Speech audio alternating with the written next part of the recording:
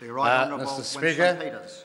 it's hard to imagine any justifiable reason for that member getting to his feet.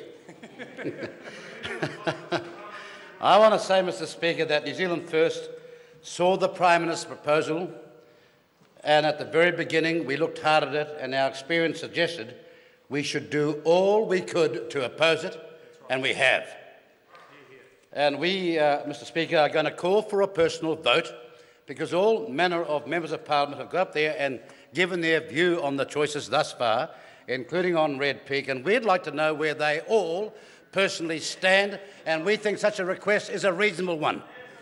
An extraordinarily reasonable one, and I do not want to hear some sort of constitutional argument against that, because you've heard members say, I don't like the four and I don't like Red Peak.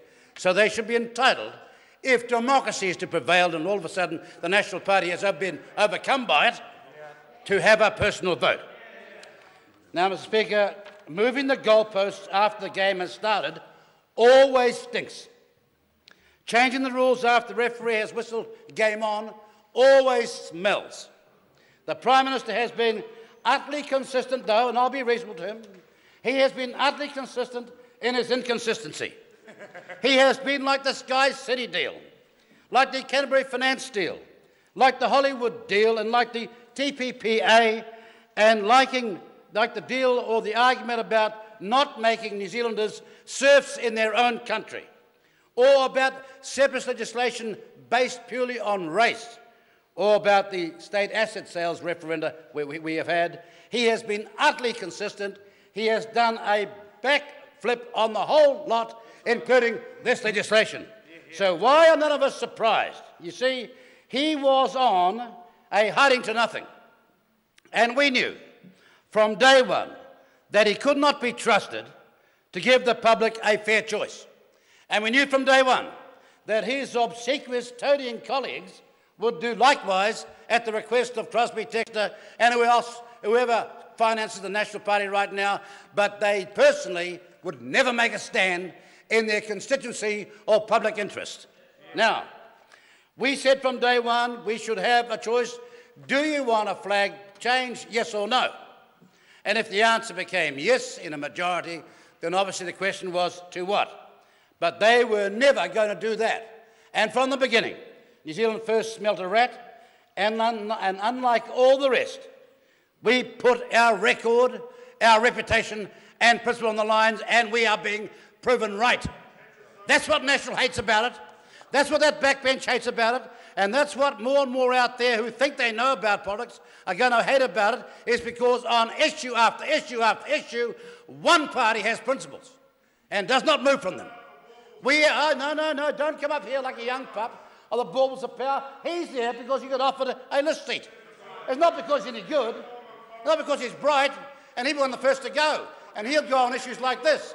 We do not get beaten. We don't care about those whose inexperience is so little, so green in this Parliament. Now, we said from the word go that we wouldn't join the cross-party jack-up committee designed to puppetise the procedures for the PM's whim. Here's the PM, instead of saying, I want to leave the country in greater economic and social wealth and do great things in areas of reform, no, he wants to have, of all things at the end of his time, a flag. And when he's asked, what flag? I don't know. I don't know. So you want a legacy that you don't know about. How pathetic and shallow and egotistical is that? We wouldn't join the sham.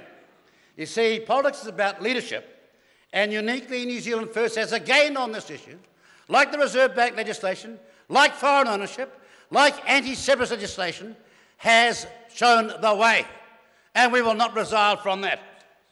Now the Greens say this appalling change in the flag law within weeks is justified. Why, they say? To break the political stalemate, or to break the political deadlock. What stalemate? What deadlock? The Prime Minister was getting a hiding to nothing. His own internal polls were rising above 80%, and they all dropped the bundle over there. So, like the cavalry over the hills, at the last moment comes in the most unlikely form, most unusual, Salvation from, of all parties, the Greens. This is pixie dust, Mr Hughes. It is naivety in the extreme. It's stupidity. Look at the Greens' Facebook. Page after page after page is telling them the enormous political cost for this sort of naivety. Russell Norman would never have done this. That's right. He had his faults. But there, Russell would never have done something as stupid as this. Page after the page is so damning. Well done for helping the national propaganda machine. All right, the rest of you are gutless. Unbelievable. I can't read some of this because it's too awful. It's too bad. And then, no, it's awful, another logo. Thank God for New Zealand First. Why on earth are you playing the national hands? You guys, this is one after the other. I'm just reading each one separately. You guys are idiots. Now the Greens are, and I can't possibly pronounce this word, they are going to help National. It goes on and on. I can't believe about it, how you have done this. I voted for you at the last election. Now I'm going to vote New Zealand First next time. Thank you very much. That's going to be a crowding win coming. Over and over again. Appalled, this person says. Oh, dear me. Look, I think I should make the Greens read this stuff out themselves, because it's an appalling litany of complaints from their own supporters. And they said that they did to what? Break the deadlock, break the impasse. Oh, no, you didn't. They thought they were going to play politics and be real clever. And I was overseas at the time, and I thought, hallelujah, now we're all going to see them for what they are. And so will the Labor Party, who need to wake up on this issue.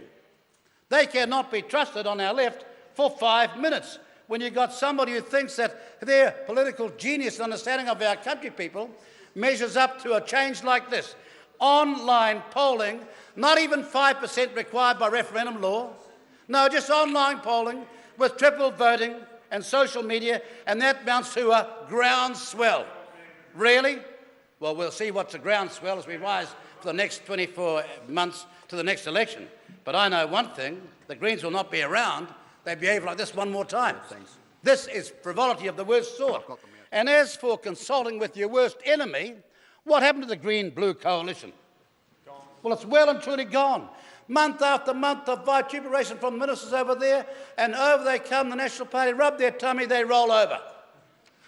And Mr Key says, oh, look, I will always have regard to a change in public opinion. Do you believe that? Do you believe that? Well, if you believe that, you believe in the tooth fairy, don't you? Anybody believes that? Red Peak is currently used by US business. Red Peak is as old as the late 1930s in another country. It is a result of not a 5% voters referendum, but an online riddled with mistakes and duplication of votes online result. The PM, poll-driven as he was, is getting a complete public thrashing now. And this won't get better. Red Peak won't save him. It's a public policy that has been the subject of a duplicitous and disgraceful process and a waste of money. And so desperate were they that we got a letter from the Speaker's office telling us to take down our official flag from this Parliament. Shocking. And I wrote back to the Speaker's office and said, would you please tell me who gave that instruction? And sure enough, they dropped the bundle and they no longer argued about it, because they said that they'd gone to the Business Committee and there was no objection to the flags remaining. That's 1 September from the Clerk's office, and I want to know then, that's the case, who authorised that first letter to us on the 24th of August telling us to pull down the flag. See how biased things have got? An independent member and servant of this House had the effrontery to tell us to pull down our national flag. Well, we're not doing that, and we'll do our utmost in the next few weeks to ensure that New Zealanders get a chance to go down there and write, keep our flag on the ballot papers, which will mean a majority of informals, and this waste of public money will now cease. Call Jonathan Young.